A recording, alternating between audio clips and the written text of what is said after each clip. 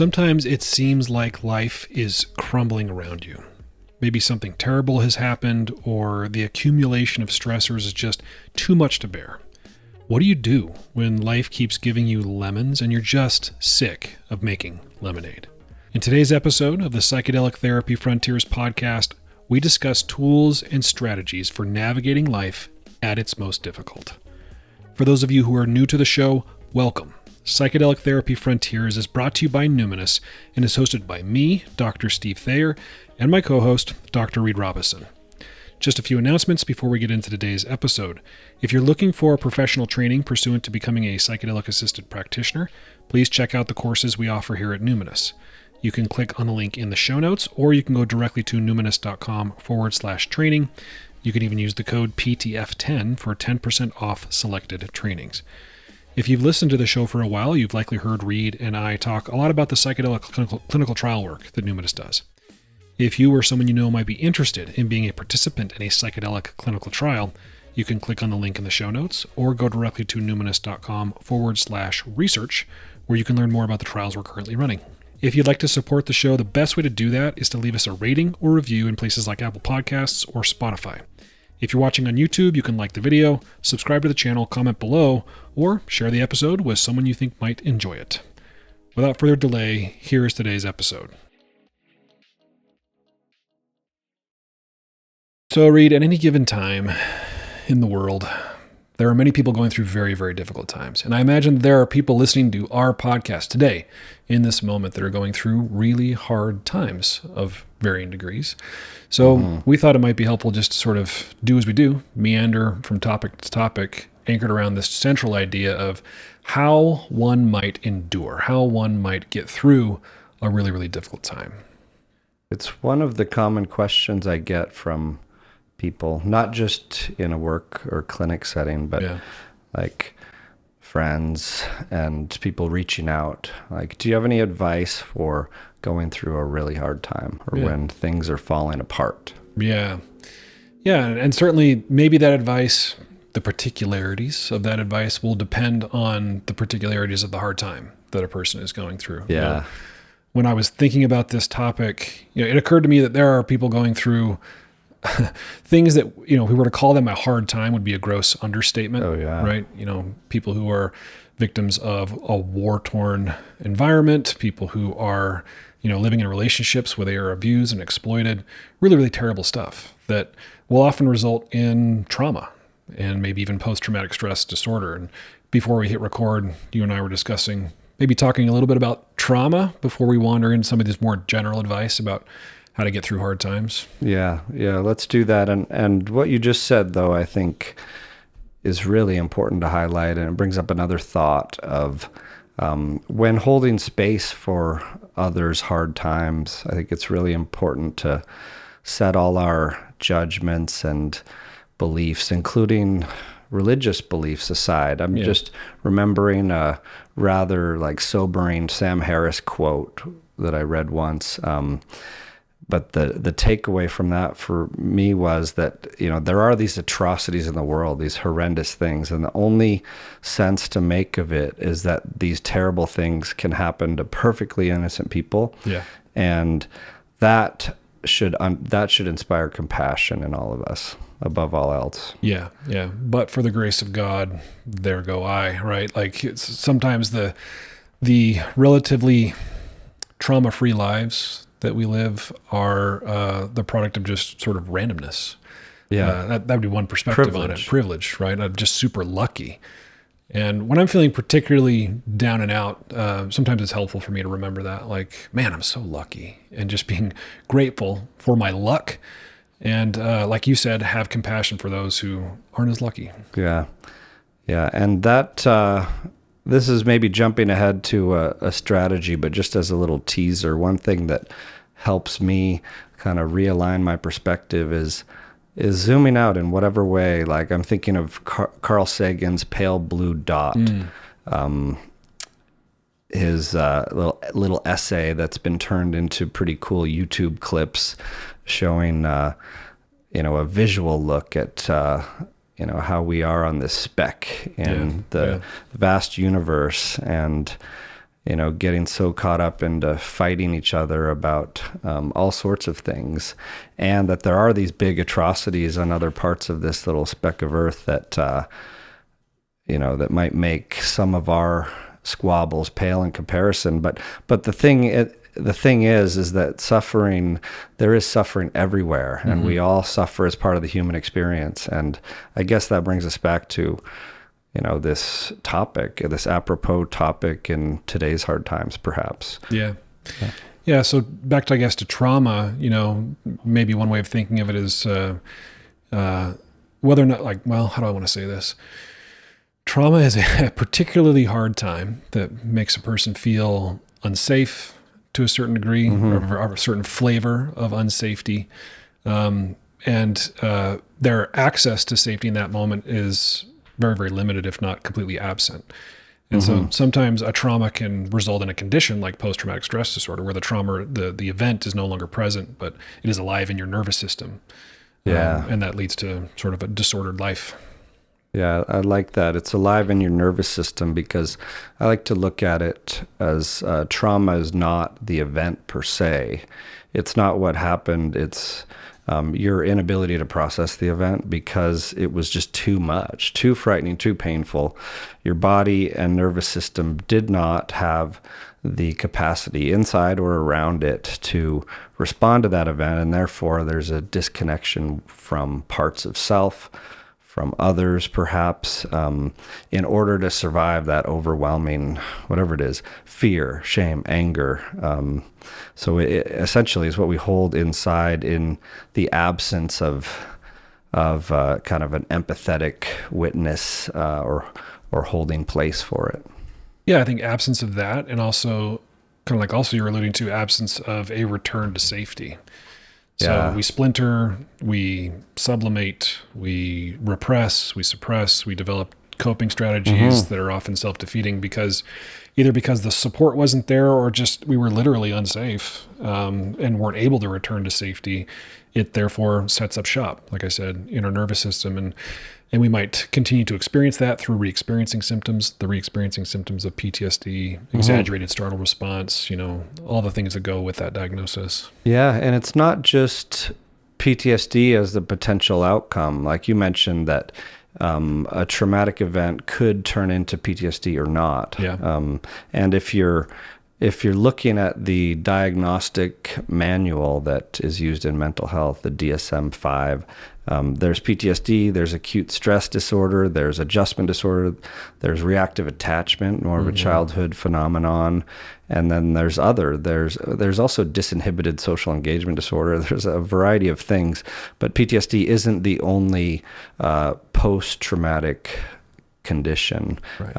But it's what it's what we commonly think about. But and if you look at the academic literature on trauma, I remember seeing once there are these 3 E's. There's the event, the experience of it, and then the effect of the event. And I like looking at those categories when doing trauma work, especially.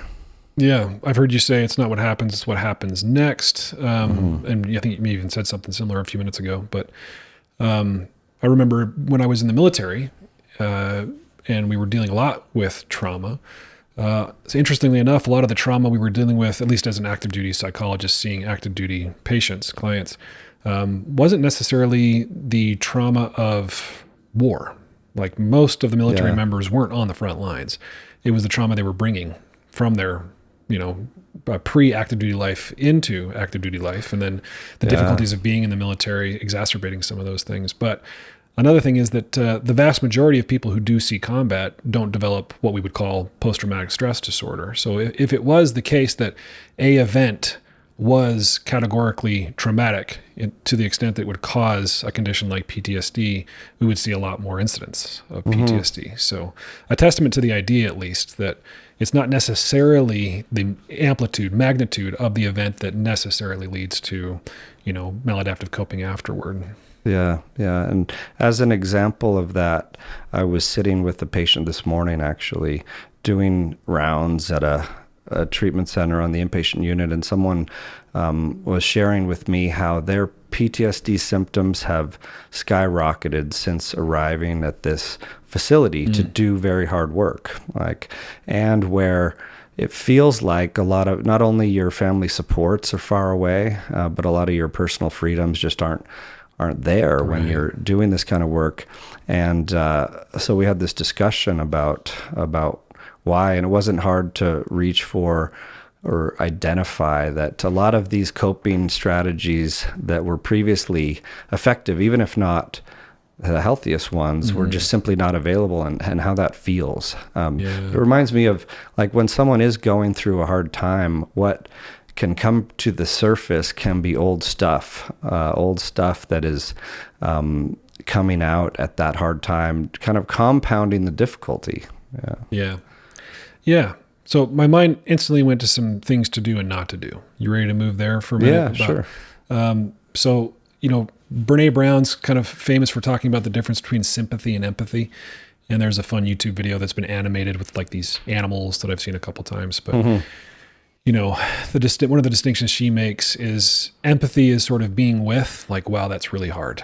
I can identify moments in my life when I've been going through a hard time, so I can feel here with you. Whereas sympathy would be more like, oh, that looks hard. Have you tried looking on the bright side? And there's part of the animation is like there are these clouds above these characters, and then the sympathetic character comes down and paints little silver linings around the clouds. Yeah. And the effect that often has on people is minimization, invalidation. So we certainly wouldn't want to do that to somebody else who's going through a hard time. Also wouldn't want to do it to yourself. How do you apply that Brene Brown description to oneself? Yeah, it's a balance, I think, because there are times when I'm going through a really hard time, and like I mentioned earlier, pivoting to the things that I feel thankful for, trying not to catastrophize the moment, make it any worse than it already is helpful for me. Yeah. And, I'm not silver lining it. I'm trying not to, at least, silver lining it in a way that denies the reality of the situation. More the opposite. I'm trying to make sure that I am clearly seeing, to the best of my ability, the reality of the situation. And then once doing that, having a lot of compassion for the very real difficulty. Like, this actually is hard. It's okay that you're distracted. It's okay that you're having a hard time sleeping. It's okay that you're feeling really grumpy right now. Yeah. Not that you want to then be mean to somebody or necessarily that, but that's one way I've found access to self-compassion, while also not, quote unquote, indulging in what might ultimately be pretty self-destructive sort of rumination on the shittiness of the moment. Yeah, no, there's a lot there. And one thing I wanted to get your thoughts on to maybe clarify is, how you mentioned pivoting and pivoting to gratitude. And we know gratitude's such an amazing strategy. And I think you alluded to this. You want to do that without bypassing, without ignoring. But I'm curious, how do you check that in yourself? Like there are these concepts in, say, somatic experiencing of pendulation, for example, of going to those happy places for resourcing purposes and then coming back to the difficulty, like sitting with, being with, not denying that this exists. But I can imagine that may be a practical question people have. Yeah, it's a good question. For me, for a lot of my clients too, one of the things to pay attention to is the tone of the internal voice. So if the tone of the internal voice is, pull yourself up by your bootstraps, you shouldn't make a big deal out of this. Get it together, Steve. Yeah, suck it up, dude. Then, hopefully that sounds obvious to you folks, that that's a little bit more punitive and denying and invalidating. But if it's a more compassionate tone, like, yes, you are going through this. First, acknowledging the gravity of what you're going through. And like I mentioned earlier, the effect that it's having on you. So taking a moment, mindfully breathing and taking inventory of what's going on. And maybe in that moment, before you do any pivoting, you need to feel it, right? You need to feel the nervousness. You need to feel the grief and the sadness. You need to feel anger at the injustice of the world or the absurdity of a chaotic universe that that seems to be indifferent to you and the suffering of others, right? So yeah, I find helpful to sit with it, let yourself experience it. And then, that tone of voice is also there. If you could call it kind of like from that IFS perspective that I've been deep diving in lately, the capital S self, sort of compassionate, courageous, steady, stable. Like, yes, you're going through this. Now what? Let's focus on what you can control. What could you do in this moment? Yeah. Yeah. So I had a question. Within the last week, I noticed at least once that voice in myself. I don't remember what it was about or what exactly it was, but my capital S self got a kick out of it, because it was like one of those, come on, Reid, get it together, or whatever. And so I think that's commonly there, and probably there more than we realize sometimes. And so for me, I think it's also helpful to think about what's the response to that, like the tone of your voice, like you were saying. You notice that's going on, because that may be going on, or you notice you're feeling agitated while driving, or less patient at home, or whatever. How does one, shift into that compassionate stance for self, and know that, if you're sleep deprived and things are falling apart, and you may very well be, as we all would, more like a cranky sleep deprived baby, for example, and just not having your A game and all the self-regulation tools front and center. Yeah.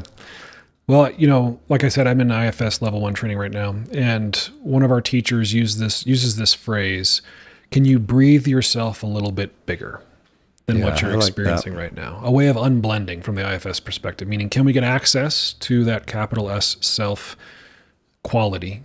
And even the voice that's saying, get your shit together, deserves our attention and compassion and perspective on where it comes from and what it's trying to do for the system, right? And it might be overly harsh, but it's doing it for a reason. So sometimes if I can do that, if I can breathe myself a little bit bigger, take my seat in the throne of capital S self, or whatever it is, or, the log around the campfire of capital S self, then I can even turn to that voice and say, thank you. Thank you for trying to help me get control in this situation where I feel no control. You're doing it in kind of a, shitty way, but thank you for the intent. Yeah, I like that. I love IFS and how it seems to take these really important strategies like meditation, mindfulness, as a strategy for hard times, and then weave it in with these other concepts in such an efficient way. Like, breathe yourself bigger has a lot to it, right? Like using breath to regulate your nervous system, and using that at the same time to broaden your perspective and hopefully slip back into that witness seat or throne of capital S self, perhaps, as you said. So I like that one a lot. Yeah. And bigger, this is kind of one initial reaction I had to that. Bigger doesn't mean better in this sense. It just, like you were saying, it's mindful. It is all the 8 C's that we talk about with internal family systems: compassionate, courageous, all those things. And it's just a place in our psyche, a place in our nervous system from which we can hold a lot. We can hold, like I was referencing earlier, just sort of, these are the ways that I think, at least, the absurdity of the universe, and sometimes its indifference and injustice. Because if we can't hold those things, then we crumble, we burst, we panic. Yeah. And so for me, it's been, and IFS hasn't cornered the market on these concepts. It's just, I find it a useful framework to make sense of these concepts, and, like you said, give pretty good tools for working with these things in our minds. Yeah, and I think that Q is also talking about equanimity. Like, there you go. It's just a way to practice or slip into that equanimous state. And we've talked probably circles around equanimity at times in here, because it's one of the most important concepts in the universe, I think, and 2, difficult to grasp at times, a little bit amorphous perhaps, but But if you're thinking about breathing yourself bigger so you can hold more, or I've thought of it like an analogy of a tree, like becoming more like a willow tree that will blow in the wind, perhaps without breaking. Or if I use a yoga analogy, going into yoga class to do these weird poses on purpose while breathing, and with your head on the ground, your butt in the sky, or whatever it is, to practice breathing in times of stress, so you can be more flexible. Like in this case, we're talking about mental, emotional, spiritual flexibility, so you can flow with the winds of life instead of just getting swept over, like knocked down by it. Right. Yeah, and I will say, having actually gone through some really difficult stuff in my life recently and ongoing, sometimes it's really hard to remember the connection to self, and remember that when the wind is blowing you, it's such an intense angle. Even if you are this willow, like you are bent over, that it's I don't know, it's hard to keep at the front of your mind, but important to keep somewhere in your mind that where you're anchoring to. This will pass. This likely is not eternity. I love the pale blue dot, Carl Sagan thought exercise. I've recently thought this term I'm playing around with in my mind, like what's happening right now and what you do in this moment maybe doesn't make a difference in the grand scheme of things, but it does matter. It matters to you. It matters to the people in your life. So how do you want to show up in this moment for yourself, for your kids, for your wife, for your clients, for your friends, for your community, for your nation, like whatever. Yeah. So adding some deliberateness, some choice, I think is really, really helpful, especially when you feel like you have very little, if any, control. We were talking about before we hit record, someone who's often cited in conversations like this, Viktor Frankl, and certainly his book, Man's Search for Meaning, and talk about the penultimate example of somebody who is in some dire circumstances, concentration camps, and having lost family and seeing people die and people be murdered. And, at the risk of mischaracterizing him, what essentially he landed on is, I might not be able to control what's happening to me, but I can control what's happening in my mind in response. Yeah, that was one of the most profound books for me early on. Like, I think I read it in college, perhaps, maybe before, but just one of those like eye openers that stuck forever. And I think ties back to the example of, he is perhaps the most extreme ideal example of being able to do that, that we can learn from and try on as an intention. And they're amazing principles, because there is suffering that's inevitable, but we do have some control over the weight of that suffering, the duration of it, and the emotional reaction to it, especially. Yeah, and it's not that he didn't suffer. He absolutely suffered, right? And it's not that he was floating around in the lotus position and none of the things that were happening to him were landing on him. They were definitely landing on him. Sometimes I think about it as, we don't want the environment to do any more damage than it's going to do by nature of what it is. Yeah. And, you could probably summarize a lot of our psychological mental health conditions in this way, meaning that there are the things that are happening to us that are bad, and then there are the things we do to ourselves in reaction, the way we hang on to things, the way we beat ourselves up, the way we try to deny what reality is, that causes more damage than we need to endure.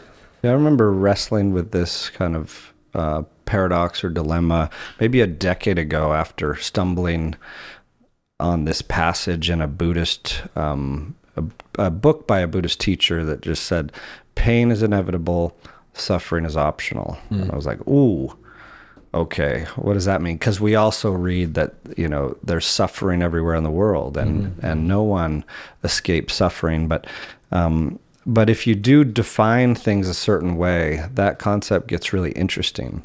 Like, if pain is what's inevitable and what's happening when there are traumas, tragedies, atrocities, and big T, little t traumas as well, then what if we call suffering our emotional reaction to that pain? Yeah. And then, yeah, that does become in the realm of what we can work on. So you know this better than I do. From the Buddhist perspective then, given that this came from a Buddhist text, is the suffering, is it what comes from our attachment and aversions?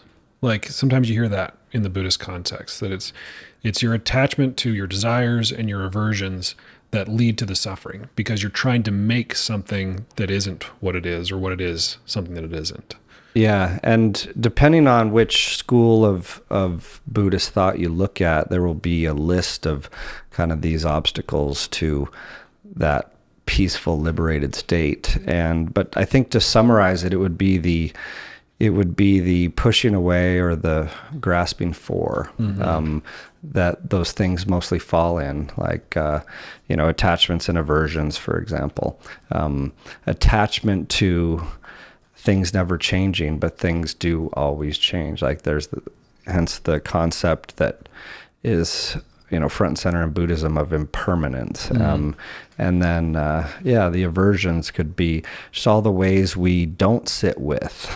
Yeah, that we don't sit with, or we numb out in other ways. And I think that's, it brings us to a key kind of practical thing you can do in a time of difficulty, is like just checking in with yourself very often. And am I presencing or absencing right now? Am I sitting with or running from?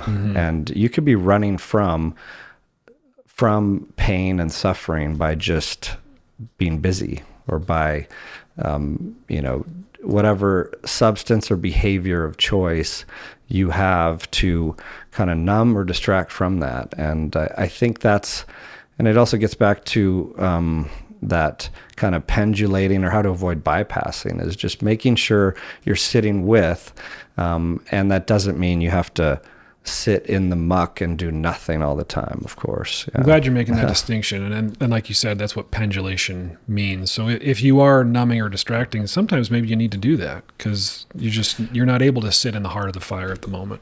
Yeah. But you also don't want to completely avoid the heart of the fire if only by going through that are you going to find relief and find healing.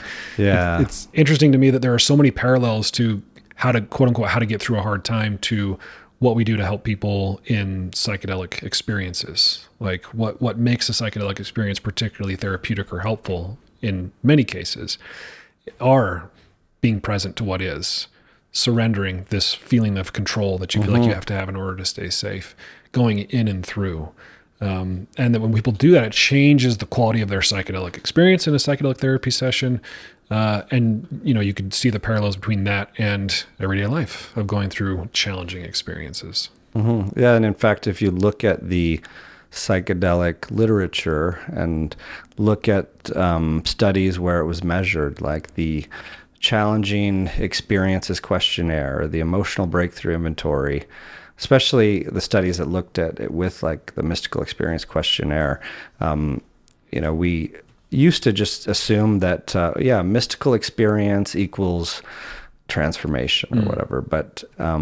But more often than not, like I think if there's a mystical experience of some degree and you face something difficult and make it to the other side, emotional breakthrough, a challenging experience with those foundational concepts and intentions that you mentioned, then there's the recipe for lasting transformation. And that seems to be what the teachers through the ages have talked about, of suffering as a great teacher too.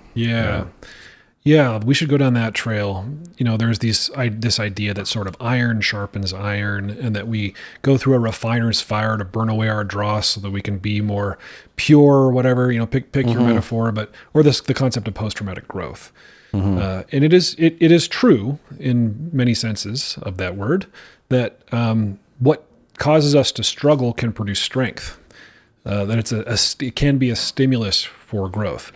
But whether or not a struggle leads to growth versus, say, destruction or impairment isn't necessarily a characterological issue. Like, this is something I think about when we talk about post-traumatic growth. It can feel pretty invalidating to people who've been through really, really difficult times, and they aren't better off for it. They're wounded. They're injured because of it, and they wouldn't want it if they could go back and repeat it. But then, of course, you see people who've gone through really, really horrifying things who are grateful for some of the lessons that they experienced. And some of those lessons they wouldn't have had they not surrendered and gone through and done the things we've been talking about in the first part of this episode. I've found that really interesting to do as a practice now and then, is take an inventory of the difficult times in life and also what you learned from it, what you gained from it. Because it's so easy to forget, like, that perspective, or, you know, we'd never wish this on ourselves or anyone, right? But things like this still happen, like the tragedies, the difficulties, the loss, and you can learn a lot from them, and they can be crushing and devastating, and you may not, you know, ever have that feeling that, like, oh, I learned a lot from that. But it is, I've just found it a useful refresher to look back at, or look back at past journal entries too. You know, you started our conversation, you know, with one of these caveats about setting aside potentially like our religious beliefs or philosophical beliefs when talking about this. And I do remember sort of philosophical and religious idea that all the bad things that happen to you are for your good, and that they are there. You're on this planet to learn. And so if something bad is happening to you, it's because you need to learn something.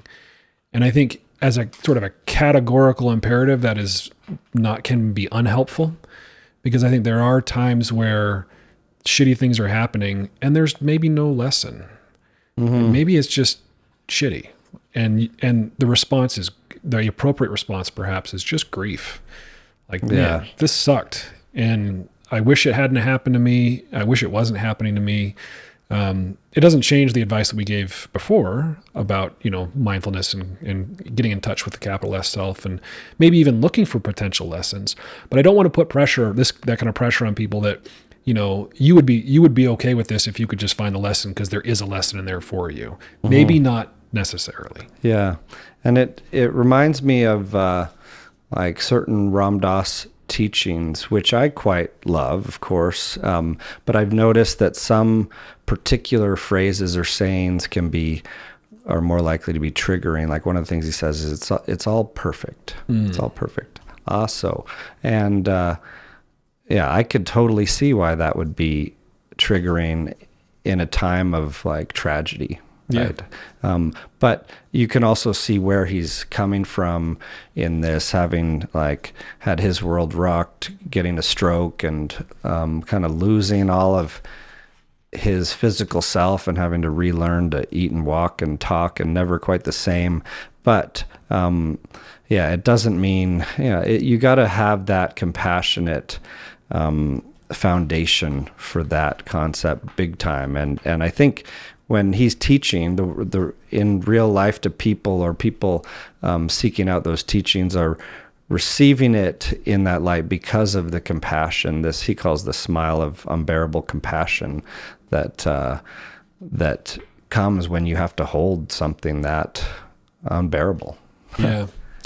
Yeah. I mean, maybe the listeners can tell just in the way I'm talking about it. It's something that I still struggle with and haven't landed on, because I certainly see people like Ram Dass. I see other people that we would look up to who've gone through really horrible things, who have that kind of attitude about it. And it's like, wow, that seems so incredibly healthy. And these are our sort of our enlightened teachers. It's pretty amazing. Yeah. And at the same time, I worry about spiritual bypassing, and I worry about invalidating. And what helps me in like with his teachings in particular is to remember that after he did have a stroke, he was a grumpy ass old man for a while in the hospital, and like sometimes would sit there and give the silent treatment to a visitor or whatever, just like subject to like the human struggling like anyone else, but as a teacher, because of that perspective, he's been able to keep, even if it took a little while through it. Like we were talking about of sitting with and also zooming out to the perspective. Because one perspective of his that has been helpful for me in hard times as well is it's a Hindu concept of Leela, or the divine play, like seeing this all as a cosmic charade of sorts, or we're here in this play, and sometimes absurd, wild things happen, and it's crazy and it's so hard, and sometimes all you can do is just like throw up your hands and laugh at the absurdity. Yeah. So another thought I had about making your way through particularly difficult times is, and related to what this conversation we're having, is finding meaning in the struggle.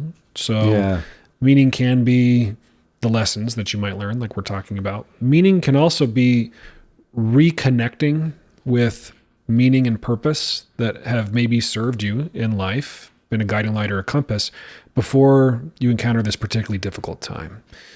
So if you found meaning in your work, or you found meaning in service to a particular community, or you found meaning in a particular metaphysical or religious belief, then sometimes a really, really difficult stressor or time can knock us off that balance beam of our values and our what gives our lives meaning. There's the relatively famous quote attributed to Nietzsche: "He who has a why to live can bear almost any how." Recalibrating back to meaning can be helpful, I think. And I've noticed it gets tricky because one's regular practices, like sitting meditation practice, spiritual practices, they may fall off pretty quickly in hard times, and all of a sudden we're extra lost or extra far from that perspective that felt so helpful and enlivening. And so that's something I've had to remind myself of with compassion, ideally, along the way, is just like, oh, wait a second. Yeah. Like, when's the last time you did X, Y, Z? Yeah. I think that's a good check, like a good thing to take inventory of when you're finding yourself really, really off kilter. And, it falls under the category of those things that I can control that we were talking about earlier. So one of the things I've noticed is that if I suddenly discover, man, I've been feeling really down lately, or I've been feeling really tired or really agitated, it's often the case that I haven't been exercising, that I've fallen out of my exercise habit. And it's so funny, at 41 years old, I've been exercising basically my entire life, whether through sport or just, the pursuit of physical fitness, that I have to rediscover that. And then I'll get back onto my exercise routine and be like, wow, I actually feel a lot better. This is great. Or connection with others. Sometimes I need to go into what I call sacred solitude, because I'm a little bit of an introvert and I like to be on my own, doing my own thing. But sometimes I'll get stuck if I'm going through a particularly hard time, just with rumination or exaggerated, catastrophizing thoughts.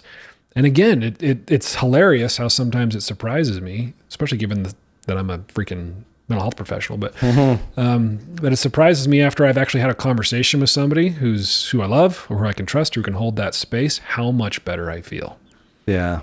And the exercise example is an interesting one, because what if you break your leg, right? And running has been your coping mechanism. Or I'm thinking about, the work I do in the eating disorder field, like with anorexia, as an example. There's often over-exercise behavior patterns, like to the point of exercise addiction, that can be extremely dangerous. And so in treatment, understandably, we have to distance someone pretty far from that for quite a while, and they're left to find a completely new coping mechanism. I mean, you mentioned two of them, but it just brings up the point that there is uncertainty in all this, big time. That's part of the suffering, including the things that we think we might be able to rely on, but may not be able to. And then what do you do? Well, like you said, you might have to find new coping mechanisms if the ones you rely on aren't available to you. I mean, the broken leg example, I've certainly had really distressing physical injuries that prevented me from being able to do the kind of exercise I like to do. And when I did it well, like I was able to pivot to different types of exercise, even though they weren't the ones that I really wanted to do. But maintaining my commitment to exercise was important for me. Yeah. Commitment to doing something for your nervous system that you know is helpful, valuable for navigating this, or finding it if you don't know, if you don't have it available. And it reminds me of like the window of tolerance that I think is worth mentioning in terms of regulating our nervous systems, because there is this window that we want to be in for as much of the time as possible. And the window we want to be in when we're doing the hardest work, where you are calm, you're alert, and life is not perfect, but you feel able to handle whatever comes along. You feel your emotions, like you're not numb. That would be one other direction on the spectrum of your nervous system.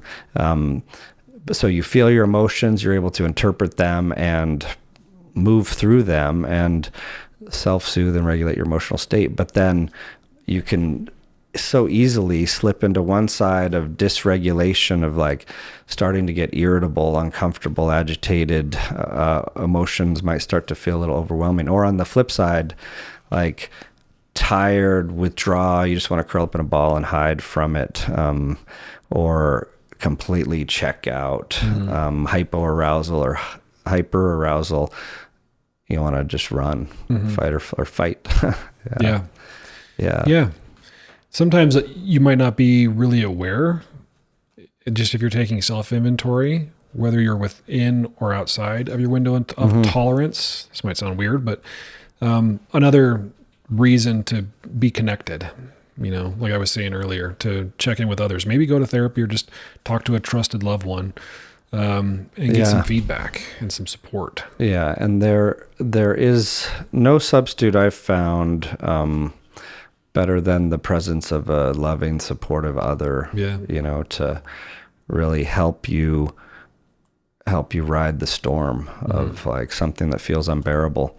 But on the nervous system front, one practice that I've found valuable for me and people I've worked with is asking yourself throughout the day several times. Like, I recommend setting a timer for this, like at a few different times through the day, maybe even random, and asking yourself, what does my nervous system need in this moment?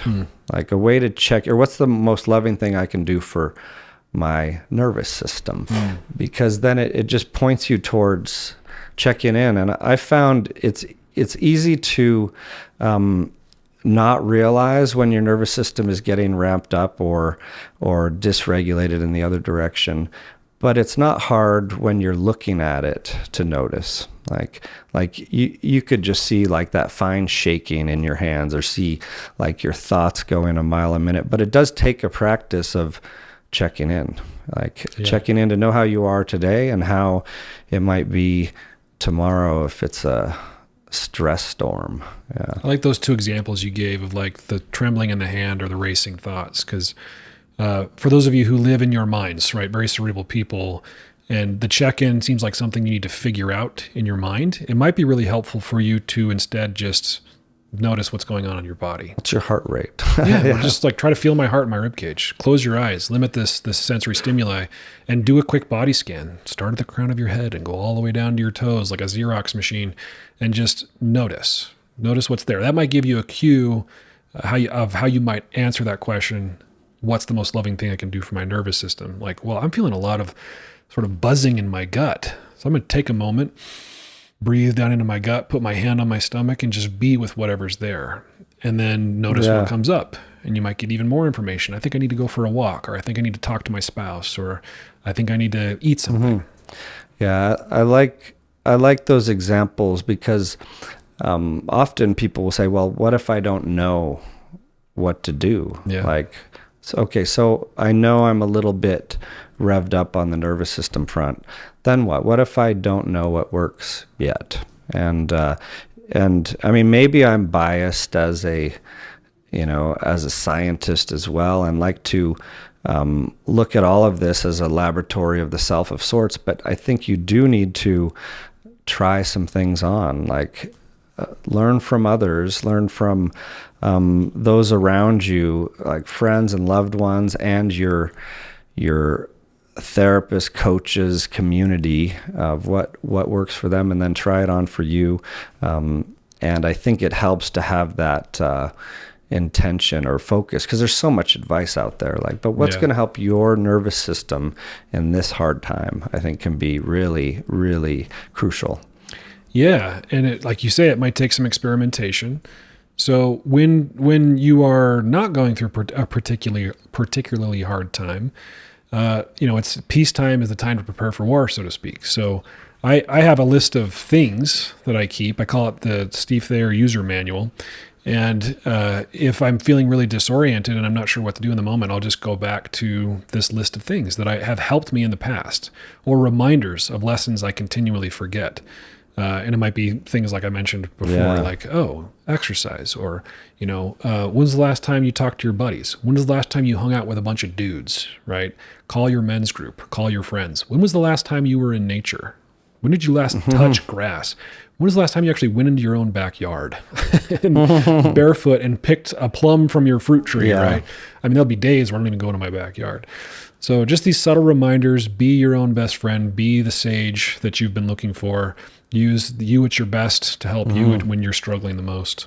And some categories that might simplify it too, of like simple nervous system regulation approaches might be with the breath we've talked about, with humor or laughter. Like, I think everyone can relate to the ability of a good belly laugh to change your state in the moment, change your state of consciousness somehow. And with physical comfort, like whatever that means, and you could lump in, a lot of things there, from a hug to a walk in nature. And with music or movement or vocalization, like meaning like sing it out, yell it out, or shake it out. Yeah, I love all those things. Music is one. Another one I have to like rediscover every once in a while, and because I'm an obsessive learner. So if I've got a spare moment, I'm listening to a podcast or an audiobook or something like that. But then if I'm all learned out and I'm feeling particularly stressed, I'll fire up music and listen to, but also sing with the music, especially if I'm alone in my car. And it's amazing the emotional shifts that happen in response to music. Yeah, it is. There's something that I certainly don't fully understand there that kind of transcends the regular benefit I would attribute to something like singing or participating, because I've just seen it in so many like spiritual circles, like Hinduism and Buddhism, of like chanting and mantras and singing and ecstatic dancing and everything. There is a sacred practice or secret there that can be so helpful. But even beyond that, just like look at Peter Levine talks about in his trauma books, of like some animals in the wild after traumatized, after a big fight with another saber-toothed tiger, they might, if they survive it, go out in the other field and just shake it out. Shake it off. Literally, right? Yeah. So I just had a fairly intrusive thought. Cool. Meaning I don't know where it came from, but it occurred to me that in our earlier conversation about spirituality, and sort of what I was calling the indifference and absurdity of the universe, that it is the case that for a lot of people, what helps them through a hard time is believing in the non-absurdity of the universe, that there is a God who has a plan for them, that they can pray to and will comfort them and will take care of them, or that even if they don't have things figured out in mortal life, that things will be taken care of after this mortal life is over. And a lot of the research that's done on happiness shows that people who have beliefs like that generally have a better sense of well-being than people who don't. So I don't want to dismiss those things. They can be incredibly helpful when you're going through a hard time. Yeah. And I think our point in that was not imposing kind of the vector or, the implications and assumptions of your beliefs onto someone else, as it may be invalidating, and you really need to know the other person to be able to you got to understand their spirituality, because spirituality, like I agree, is one of the most important things, like kind of anchors we can hold on to in a time of like what some might call groundlessness, or there is no ground to stand on. And how do you feel grounded then, right? Yeah. Or what do you hold on to when it feels like everything is falling apart? Yeah. So we try to hold on to each other. We try to focus on the things that are controllable. We try to have self-compassion and feel our feelings. And sometimes we let go and let God. Yeah. Right? Sometimes we surrender to our own impotence in the our mortal lives, and welcome in that comforting light of a deity that's got us no matter what happens. Yeah. And whether or not I believe that in particular is irrelevant. It can be really, really helpful. Science shows us that. And of course, many of you listening have that as a part of your life and find tremendous benefit from it. Yeah. And people turn to prayer it's funny, but I think we're all kind of wired that way, turn to prayer more in times of difficulty for a reason. Yeah. But I agree.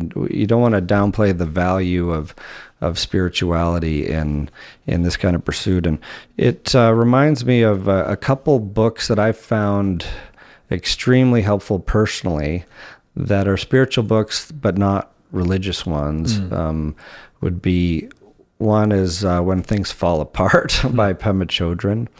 She's amazing, and the title sums it up well. Yeah, apropos. But and then the other one that comes to mind is Radical Acceptance by Tara Brach, a Buddhist psychologist.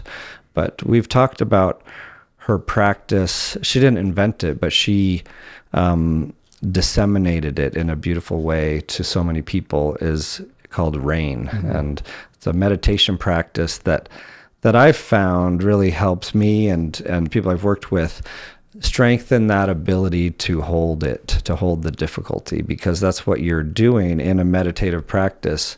Like in a regular day, even if things aren't falling apart, there's always something you can bring your whole attention to that's difficult, and always ways you can then practice self-soothing and holding it from that higher self place. Right.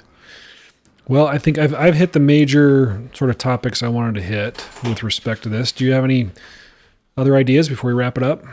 Well, you mentioned when was the last time I walked in my backyard or nature? And it reminds me of this Wendell Berry poem that's called The Peace of Wild Things that I thought might be fun to read. It's short. It says, "When despair for the world grows in me, and I wake in the night at the least sound, in fear of what my life and my children's lives may be, I go and lie down where the wood drake rests in his beauty on the water, and the great heron feeds.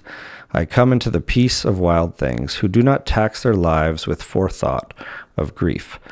I come into the presence of still water, and I feel above me the day-blind stars waiting with their light. For a time, I rest in the grace of the world and am free." I love that poem. I just stumbled across it a couple days ago. So Oh, no way. synchronistic. How? Where? How did this happen? In my IFS training, they read it. Cool. They read it there. Yeah, it's pretty awesome. I didn't even get it from my IFS training. I got the upgraded. It's a 2.0. It's beautiful. It's a beautiful poem. But I did collect many beautiful poems from IFS training. So, yeah. Well, my heart goes out to all of you who are going through hard times, and hopefully some of the things that Reid and I have talked about today can be helpful. Until next time, thanks for listening. Thanks, everyone. Psychedelic Therapy Frontiers is brought to you by Numinus, a mental wellness company committed to tackling the global mental health crisis by delivering best-in-class psychedelic-assisted therapies, contributing to the body of primary and clinical psychedelic research, and fostering healing through community connection and social responsibility. You can learn more about Numinus at numinus.com. That's Numinus.com. If you enjoyed the show today and you want to support us, here's how you do it. Rate and review the show on platforms like Apple Podcasts and Spotify. Subscribe to the Numinus YouTube channel, like the videos, and share it. Share the show or clips of the show with someone that you think will enjoy it. The content of this podcast does not constitute medical advice or mental health treatment. Consult with a medical or mental health professional if you believe you are in need of mental health treatment. Sometimes it seems like life is crumbling around you. Maybe something terrible has happened, or the accumulation of stressors is just too much to bear. What do you do when life keeps giving you lemons and you're just sick of making lemonade? In today's episode of the Psychedelic Therapy Frontiers podcast, we discuss tools and strategies for navigating life at its most difficult. For those of you who are new to the show, welcome. Psychedelic Therapy Frontiers is brought to you by Numinus and is hosted by me, Dr. Steve Thayer, and my co-host, Dr. Reid Robison. Just a few announcements before we get into today's episode. If you're looking for professional training pursuant to becoming a psychedelic-assisted practitioner, please check out the courses we offer here at Numinus. You can click on the link in the show notes, or you can go directly to numinus.com/training. You can even use the code PTF10 for 10% off selected trainings. If you've listened to the show for a while, you've likely heard Reid and I talk a lot about the psychedelic clinical trial work that Numinus does. If you or someone you know might be interested in being a participant in a psychedelic clinical trial, you can click on the link in the show notes or go directly to numinus.com/research, where you can learn more about the trials we're currently running. If you'd like to support the show, the best way to do that is to leave us a rating or review in places like Apple Podcasts or Spotify. If you're watching on YouTube, you can like the video, subscribe to the channel, comment below, or share the episode with someone you think might enjoy it. Without further delay, here is today's episode.